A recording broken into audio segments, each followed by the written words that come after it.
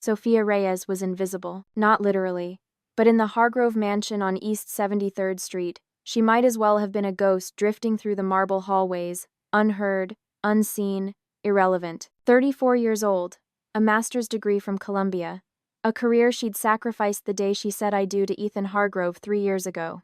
And now, she was nothing but the wife who couldn't get anything right. Sophia, darling, you've set the table wrong again. Lydia Hargrove's voice cut through the dining room like a scalpel. Cold, precise, lethal. Sophia looked down at the silverware, fork on the left, knife on the right, exactly where it belonged. It's correct, Mom, she said softly. Lydia's smile didn't reach her eyes. Is it? Because last week you insisted the salad fork went on the outside. Now it's on the inside. One might wonder if you're confused. Ethan looked up from his phone, his jaw sharp enough to cut glass, his gray suit pressed to perfection. Mom, go easy on her. She's been forgetting a lot lately. Sophia's stomach tightened. She hadn't forgotten anything. She never did. But that was the game. Make her question herself. Make her look unstable. Make her doubt her own mind until she became exactly what they wanted her to be, broken. Marcus Hargrove, Ethan's younger brother, leaned back in his chair at the far end of the table, swirling scotch in a crystal tumbler. 28, cocky, dangerous. Maybe she needs to see someone, Marcus said casually. A therapist, or a psychiatrist. You know, for the memory issues. Sophia's fingers tightened around the napkin in her lap. She could feel the walls closing in. 3 against 1. It was always 3 against 1. I'm fine, she said, keeping her voice steady. Lydia tilted her head, studying Sophia like a specimen under glass. Are you, dear? Because Ethan mentioned you've been erratic, misplacing things, saying strange things in your sleep. Sophia's pulse quickened. She hadn't misplaced anything, and she sure as hell wasn't talking in her sleep. But this was how it worked in the Hargrove house. Lies became truth, truth became madness, and Sophia was supposed to just sit there and take it. Ethan reached across the table and touched her hand. To anyone watching, it would look like affection, but Sophia felt the pressure of his grip. A warning. We're worried about you, Soph, he said, his voice smooth as silk. That's all. She pulled her hand away. I said I'm fine. The silence that followed was sharp enough to draw blood. Lydia stood, smoothing the front of her Chanel dress. Well, I'm sure you know best, Sophia. After all, you've always been so independent. It sounded like a compliment. It wasn't. Sophia watched Lydia glide out of the room, heels clicking against the marble floor like a countdown. Marcus followed, smirking over his shoulder. Ethan lingered for a moment, his eyes cold and hollow. Don't embarrass me tonight, he said quietly. We have guests coming. Smile. Nod. Don't talk unless you're spoken to. Then he was gone. Sophia sat alone at the table, her reflection staring back at her from the polished silver candlesticks. She looked tired, thin, fading.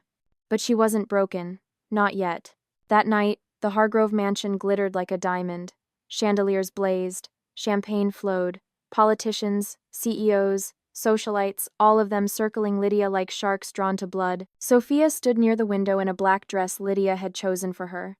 Elegant, understated, forgettable. She watched Ethan work the room, shaking hands, laughing at jokes that weren't funny, playing the role of the perfect son, the perfect husband, the perfect heir, and she watched Lydia at the center of it all, holding court like a queen, her diamond necklace catching the light, her smile sharp and calculating. This family wasn't just wealthy, they were untouchable. Or so they thought. Sophia excused herself, slipping upstairs while the party roared below. Her heels were silent on the carpeted hallway as she made her way to Ethan's study. The door was locked. It always was. But Sophia had learned a long time ago that locks in the Hargrove house were just suggestions. She pulled a hairpin from her updo and worked the mechanism until she heard the soft click. Inside, the study smelled like leather and old money. Mahogany desk, floor-to-ceiling bookshelves. A painting of Lydia's late husband, Ethan's father, hanging over the fireplace, his eyes following her like a warning.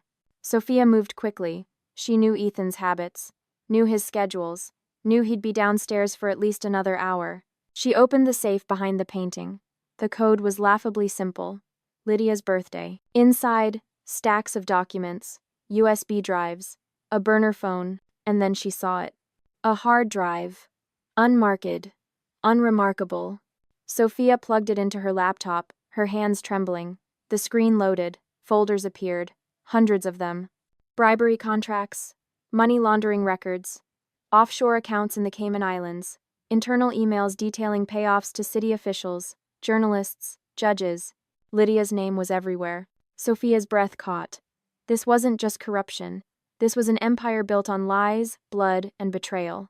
She copied everything onto her own drive, her heart pounding so loud she was sure someone would hear it. When she was done, she closed the safe, locked the study door, and slipped back downstairs, her face calm, her hands steady. No one noticed her return. No one ever did. But Sophia wasn't invisible anymore. She was a time bomb, and the Hargroves had no idea their perfect world was about to explode. If you've ever been told you're too sensitive, too emotional, too much, stay. Because this is the story of a woman who was silenced, erased, and underestimated. And she's about to burn it all down. Sophia became a ghost in her own life. By day, she smiled when Lydia told her to smile, nodded when Marcus made his snide remarks about her being a pretty little opportunist who married up, sat quietly at breakfast while Ethan scrolled through his phone, ignoring her like she was part of the furniture. The perfect, obedient wife. Broken, compliant, harmless. But at night, when the mansion fell silent and the Hargroves retreated to their separate wings, Sophia became someone else entirely. She moved through the house like a shadow. Silent, purposeful, dangerous. She'd already installed tracking software on Ethan's phone 2 weeks ago, a tiny app buried deep in his system that he'd never find. It sent her every text, every call, every location. She knew where he went, who he saw, what he was planning. And she was building a case. The hard drive from Ethan's safe had been the first piece, but Sophia needed more. She needed proof that couldn't be denied, couldn't be buried, couldn't be explained away by expensive lawyers. So she kept digging. Late one Thursday night, she sat in the dark of the guest bedroom, her bedroom now, since Ethan had moved her out of the master suite months ago, claiming her restlessness kept him awake. Her laptop glowed in the darkness as she scrolled through the security camera footage she'd hacked into. The Hargroves had cameras everywhere, hallways, offices, even the wine cellar. They thought they were watching her. They had no idea she was watching them. And then she heard it. A conversation between Lydia and Marcus, recorded 3 nights ago in Lydia's private sitting room. Sophia turned up the volume, her pulse quickening. Lydia's voice came through first, sharp and cold. Keep giving her those pills. Once the doctor writes the report, we'll have her committed. Sophia's blood ran cold. Pills? What pills? Marcus responded, his tone casual, almost bored. And then what? Then she'll sign everything over to Ethan, Lydia said. Power of attorney, her trust fund, the inheritance from her parents, all of it. Once she's declared mentally incompetent, it's ours. Sophia's hands trembled. The wine, the metallic taste she'd been ignoring for months. It wasn't just bad wine, it was poison. Low doses, slow, steady, designed to make her sick, confused, forgetful, designed to make her look insane. She pressed her palm against her mouth to keep from screaming. Rage and terror fought for control in her chest. But then, through the anger, came clarity. So this is your plan, she whispered into the empty room. Gaslight the wrong woman. She saved the recording, backed it up, encrypted it. Then she sat in the dark, her mind racing. She couldn't do this alone. Not anymore. She needed someone she could trust. And there was only one person who came to mind. Elena Cortez was a ghost too, just a different kind. Sophia had met her 3 months ago at a charity gala in Midtown. They'd struck up a conversation near the bar, and something about Elena had felt familiar. Her eyes, the tilt of her chin, the way she held herself, guarded but elegant. They'd exchanged numbers, met for coffee twice, talked about books, art, life in the city. But Sophia had always sensed Elena was holding something back, a secret she wasn't ready to share. Now, sitting across from her in a small Brooklyn cafe on a rainy Tuesday afternoon, Sophia was about to find out what it was. Elena looked nervous, her fingers tapped against her coffee cup, her dark eyes darting toward the window every few seconds. Sophia leaned forward, keeping her voice low. I need to ask you something, and I need you to be honest with me. Elena's jaw tightened. Okay, Sophia took a breath. What do you know about Lydia Hargrove? The color drained from Elena's face. She froze, her cup halfway to her lips, her entire body going rigid. For a moment, she didn't speak. She just stared at Sophia, her expression a mix of shock, fear, and something else, something raw and painful. Then, slowly, she set the cup down. Her hands were shaking. "Why are you asking me that?" Elena's voice was barely a whisper. Sophia reached into her bag and pulled out a printed photo. It was from one of the files on the hard drive. A picture of Lydia, much younger, standing beside a man Sophia didn't recognize. In her arms, a baby. She slid the photo across the table. "Because I think you already know." Elena stared at the photo. Her breathing quickened. Her eyes filled with tears. And then she said the words that changed everything. "She's my mother, too." The cafe seemed to disappear around them. The clatter of dishes, the hum of conversation, the rain against the windows, all of it faded. Sophia's heart pounded. "What?" Elena wiped her eyes, her voice breaking. "Lydia Hargrove is my mother. She had an affair with a congressman 28 years ago. When she got pregnant, he wanted nothing to do with her. So she hid me, gave me to her sister to raise, paid her to keep quiet." She looked up at Sophia, her face a mask of pain. "I've been invisible my whole life. A secret, a mistake, something to be ashamed of." Sophia reached across the table and took Elena's hand. She didn't say anything. She didn't have to. They both knew what it felt like to be erased by the Hargroves. Elena's voice hardened, her tears drying as anger replaced the hurt. "Why are you asking about her now?" Sophia squeezed her hand. "Because I'm going to destroy her, and I need your help." Elena stared at her for a long moment. Then, slowly, a smile spread across her face. Cold, fierce, vengeful. "Tell me what you need," she said. And in that moment, an alliance was born. Two women, two ghosts, two lives stolen by the same family. The Hargroves had no idea what was coming, but they were about to find out. The whispers started in the country club locker room, then the charity luncheons, then the private dinners at Per Se where Manhattan's elite gathered to drink $1,000 wine and trade secrets. Sophia Hargrove was losing her mind. That's what Lydia told everyone. Her voice dripping with concern, her hand pressed to her chest like a grieving mother. The poor girl, so paranoid, so unstable. Ethan is doing everything he can, but she's spiraling. And everyone believed her, because Lydia Hargrove didn't lie. She was a philanthropist, a pillar of society, a woman who'd built an empire on elegance and charm.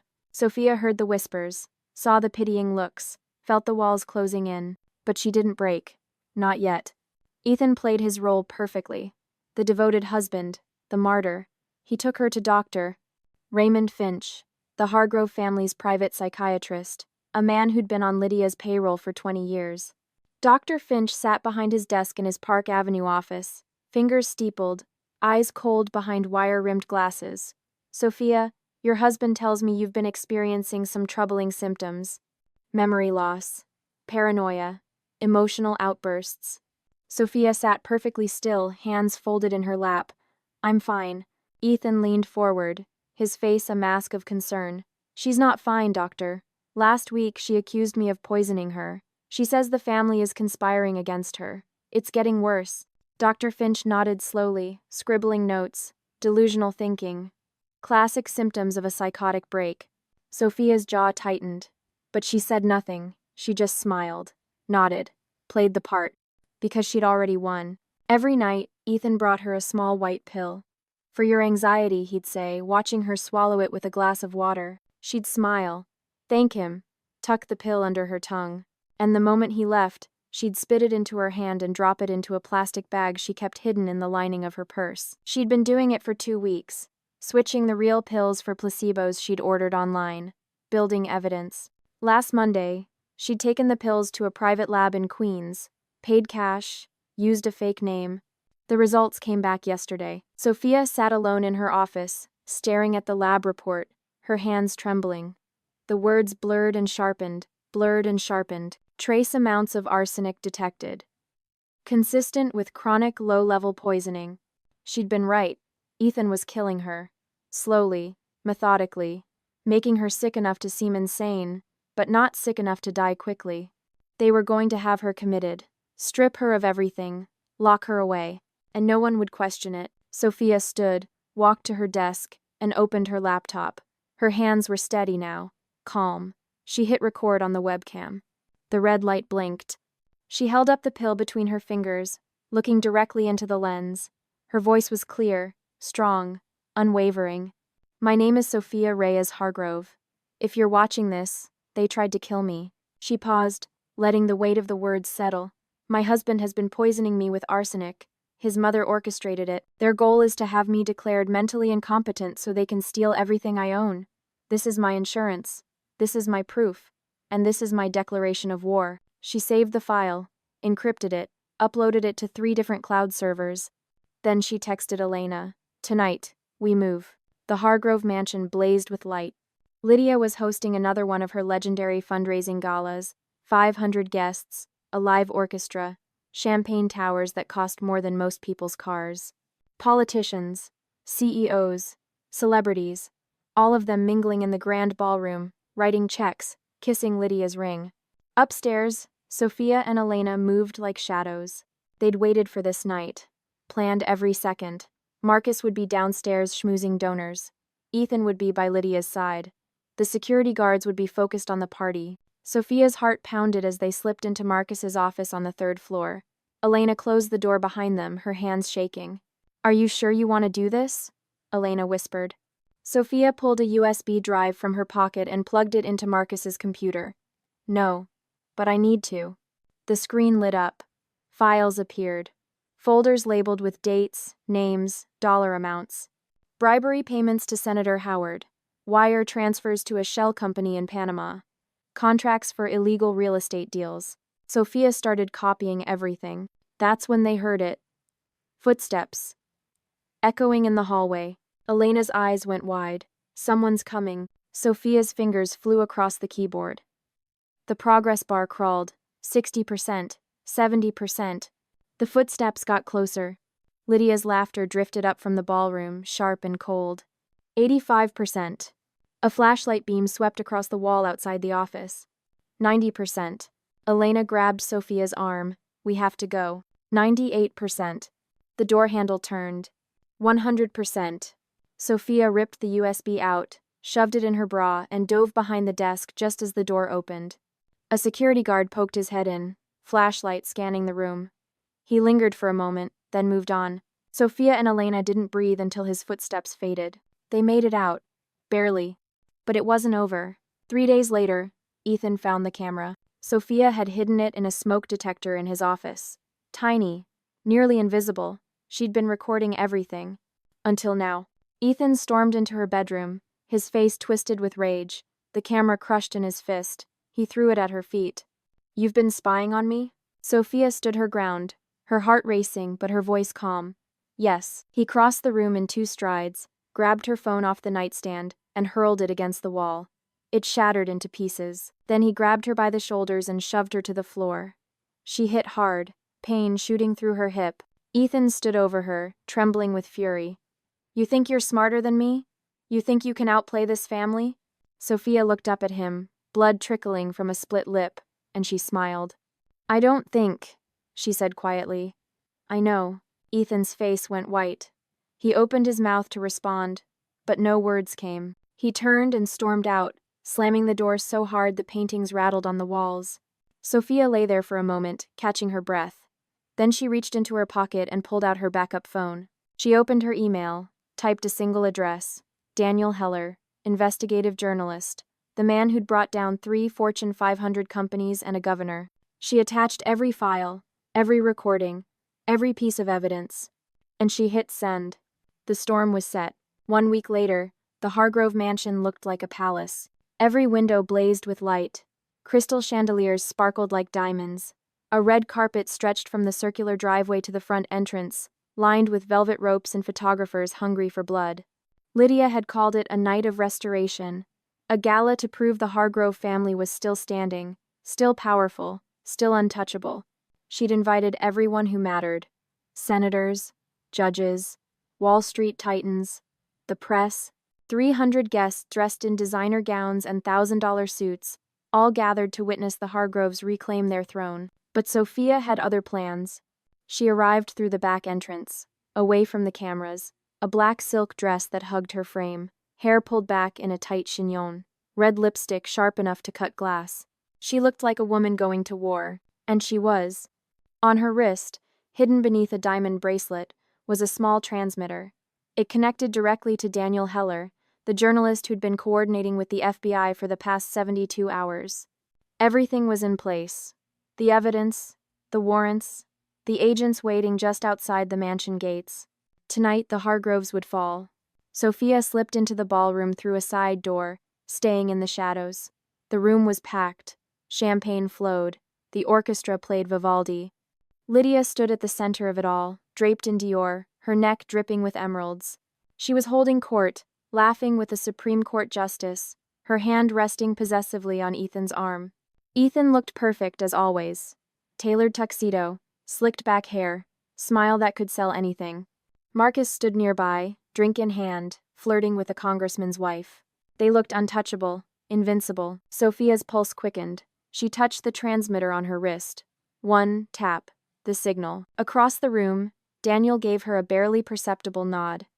It was time. Lydia moved toward the stage at the front of the ballroom, her heels clicking against the marble floor. The crowd quieted. All eyes turned to her. She stepped up to the podium, microphone in hand, her smile radiant and cold. Behind her, a massive screen displayed the Hargrove family crest. "Ladies and gentlemen," Lydia began, her voice smooth as silk, "thank you for being here tonight. The past few months have been challenging for my family. Vicious rumors, baseless accusations, attempts to tear down everything we've built." The crowd murmured sympathetically. Lydia raised her champagne glass. "But the Hargrove family is clean. We are proud, and we will not be broken by lies." The room erupted in applause. And then the screen behind her flickered. Lydia paused, confused. She glanced over her shoulder. The Hargrove crest disappeared. The screen went black for a moment. Then it lit up again. An email appeared, large enough for everyone to see. From Lydia Hargrove. To Marcus Hargrove. Subject: Senator Howard payment. The next line made the room go silent. "Wire the $200,000 to the Cayman account. Howard needs to kill the infrastructure vote." Gasps rippled through the crowd. Lydia's face went white. "Turn it off. Turn it off now." But the screen didn't turn off. It changed. A video began to play. Marcus, sitting in his office, accepting a briefcase full of cash from a man in a suit, his voice clear as day. "This never happened. Understand?" The crowd pressed forward, eyes glued to the screen. Another video. Ethan, in his study, on the phone, his voice cold and threatening. "If that employee talks, make sure he regrets it. I don't care how you do it." Lydia screamed. "Someone stop this. Shut it down." But the tech crew couldn't. The system had been locked remotely. Daniel had made sure of it. One more video appeared. Lydia herself, sitting in her private sitting room, phone pressed to her ear. "That witness is a problem. Deal with her. Quietly." The ballroom erupted in chaos. Guests scrambled for their phones. Cameras flashed. Reporters shouted questions. Lydia spun around, scanning the crowd, her face twisted with rage. Who did this? Who? Sophia stepped out of the shadows. She walked through the crowd, her heels clicking against the floor, her eyes locked on Lydia. The guests parted like water, staring at her. She climbed the stage steps, stopping just a few feet from Lydia. The microphone was still on. Every word would be heard. Sophia's voice was ice. "You always loved control, Lydia. Tonight you lost it." Lydia's hands shook. You did this." Sophia smiled. "I told you I wasn't crazy. You should have listened." Before Lydia could respond, the ballroom doors burst open. FBI agents flooded in. 20 of them. 30. Suits, badges, guns drawn. "Nobody move!" The lead agent's voice boomed through the room. "Lydia Hargrove, Marcus Hargrove, Ethan Hargrove, you're under arrest for fraud, bribery, conspiracy, and obstruction of justice." Ethan tried to run. He shoved through the crowd, heading for the side exit. 2 agents tackled him to the ground. Champagne glasses shattered. Women screamed. Marcus threw his phone, trying to destroy evidence. An agent caught his wrist mid-throw, slamming him against the wall. Lydia collapsed onto a chair, her emerald necklace glittering under the lights, her lipstick smeared across her face. She looked small, broken, human. Flashes erupted everywhere. Cameras, phones, the press capturing every second. Sophia stood in the center of the chaos, perfectly still, her eyes no longer afraid, no longer hollow. She was free. Ethan was dragged to his feet, hands cuffed behind his back. His eyes found Sophia across the room. His voice cracked, desperate. "You destroyed the family, Sophia. You destroyed everything." Sophia walked toward him slowly, stopping just inches away. She looked him in the eye, her voice soft but steady. "No, Ethan, you poisoned it. I just showed everyone the truth." The agents pulled him away. He was still screaming as they dragged him out. Marcus went next, then Lydia, her hands cuffed in front of her like a common criminal. The guests stood frozen, phones out, recording everything. And Sophia Reyes walked out of the Hargrove mansion for the last time, her head high, her heart lighter than it had been in years. The empire had fallen, and she was the one who brought it down. 6 months later, the headlines screamed the truth. Ethan and Marcus Hargrove, convicted of fraud and bribery, 15 years each. Lydia Hargrove placed under house arrest, assets frozen. Hargrove empire collapses after daughter-in-law exposes decades of corruption. Sophia stood on the courthouse steps in Lower Manhattan, the morning sun breaking through gray clouds. Reporters swarmed like vultures, microphones thrust in her face, cameras flashing. "Sophia, how does it feel to take down the Hargroves? Did you ever love your husband? What's next for you?" She didn't answer. She just smiled. A real smile. The kind she hadn't worn in years. She slipped on dark sunglasses, walked down the steps, and climbed into a yellow cab waiting at the curb. No limousine, no driver, no security detail. Just freedom. The cab pulled away, and Sophia watched the courthouse disappear in the rearview mirror. The weight she'd carried for 3 years, the fear, the gaslighting, the poison lifted from her shoulders. She was done with the Upper East Side, done with marble floors and empty smiles, done with people who measured worth in dollar signs. She was going home, to a place she'd never been but somehow already knew. Brooklyn. The loft was small, 800 square feet overlooking the Manhattan Bridge, exposed brick walls, hardwood floors that creaked when she walked, a fire escape outside the window where she could sit and watch the city breathe. It wasn't the Hargrove mansion. It was better. It was hers. Sophia stood in the center of the empty space, a cardboard box at her feet, sunlight streaming through the windows. For the first time in years, she felt like she could breathe.